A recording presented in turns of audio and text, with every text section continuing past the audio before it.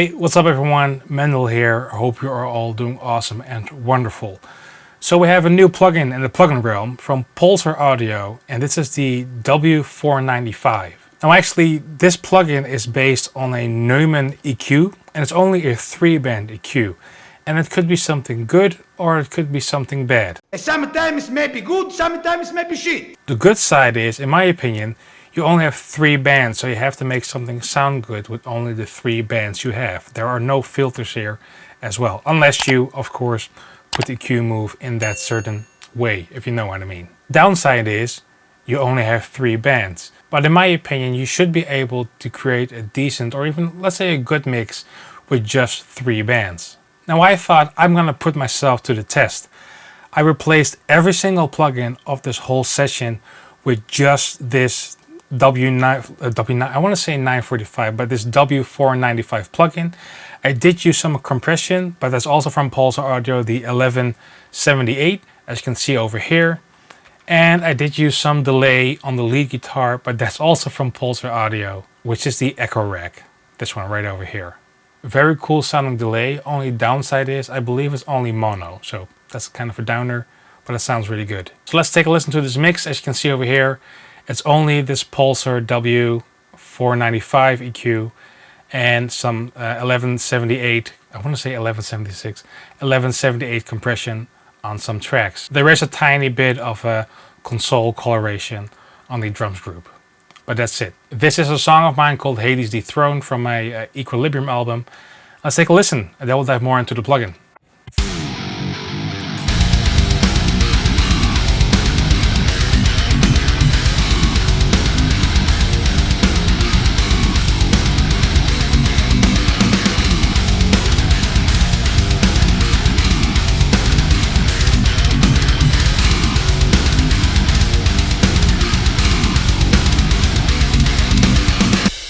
Alright, so in my opinion, that sounds like a decent mix. And again, only use the Pulsar 945, 495, no, 459, 495, W495.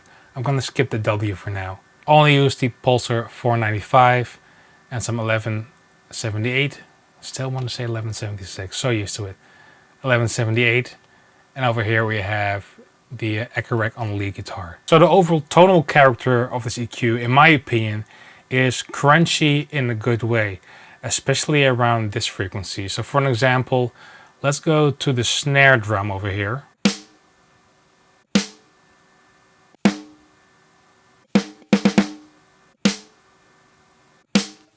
How that top end sizzles, it doesn't really remind me of an API, it doesn't really remind me of an SSL. It's something different, in my opinion, in a good way. I also used it here on the Shells bus. Let's take a listen on this 4K boost.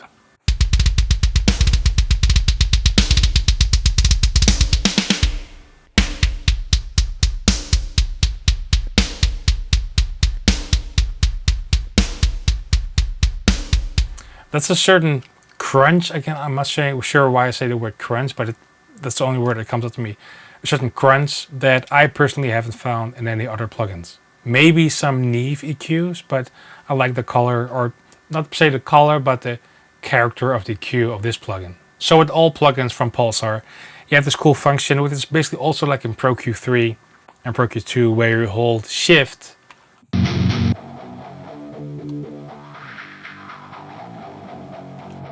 and only focus on a certain area you want to, basically in this case, get rid of. Helpful tool. So while we're here, why not do like a before and after?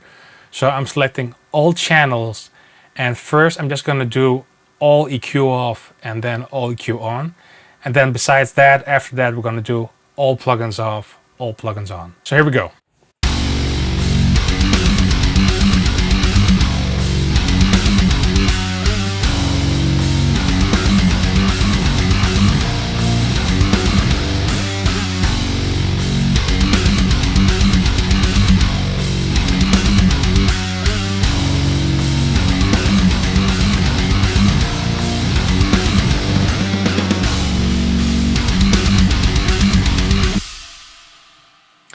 So as you probably can tell, when bypassing just the EQs, it becomes kind of muddy, not really focused. And when I turn the EQ on, it becomes really focused. You can really hear the clickiness of the kick and the brightness of the snare. And again, do keep in mind that this is just a 3-band EQ. It couldn't be more simpler than this. They do have like the whole mid-side thing going on, but besides that, it's just 3 bands.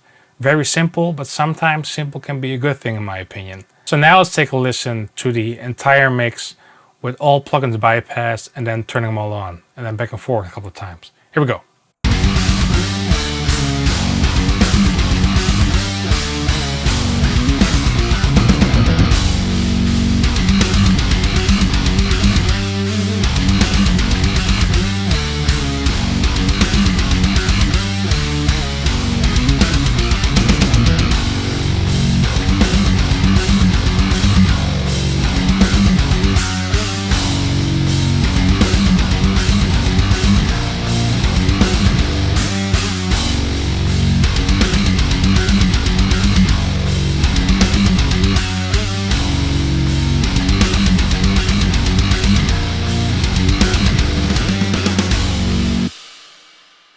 Hopefully you can hear like the big difference. The muddiness, things are in the way, and versus like when the plugin's on or all the plugins are on, more focused mid, more clarity in the mix. To be honest, this is actually some sort of an eye-opening to me, because this session would have like well, I wouldn't say a ton, but let's say 4 to maximum 5 plugins per channel. And I was really happy with the mix, and I still am really happy with the mix, how it turned out on the album.